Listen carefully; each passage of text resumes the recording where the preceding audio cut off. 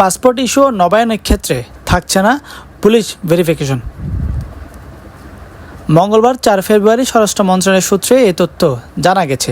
এর আগে পাসপোর্টের জটিলতা নিরসনের লক্ষ্যে আজ সকালে সচিবালয়ে স্বরাষ্ট্র মন্ত্রণালয়ের জ্যেষ্ঠ সচিব ডক্টর নাজিমুল গনির সভাপতিত্বে একটি সভা অনুষ্ঠিত হয়। পাসপোর্টের ক্ষেত্রে জাতীয় পরিচয়পত্র ও জন্ম নিবন্ধন পাসপোর্ট ইস্যুর মূল ভিত্তি ধরা হয়।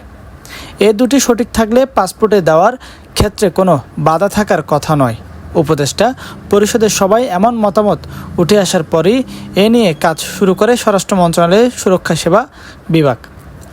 নাম প্রকাশে অনিচ্ছুক এক কর্মকর্তা জানান, এ বিষয়ে সবাই অনেকটা এগিয়ে গেছে। পরবর্তীতে আরেকটি সভা অনুষ্ঠিত হওয়ার কথা রয়েছে। সবাই বেশিরভাগ প্রতিনিধি পাসপোর্ট ভেরিফিকেশন ওঠানোর বিষয়ে মত দিয়েছেন। জানা গেছে সবাই পাসপোর্ট জটিলতা নিরসনের ক্ষেত্রে প্রয়োজনীয় সুপারিশ প্রণয়ন করা হয়। উপদেষ্টা পরিষদের নির্দেশনায় আলোকের সিদ্ধান্ত চূড়ান্ত করে এই সংক্রান্ত আদেশ জারি করা হবে।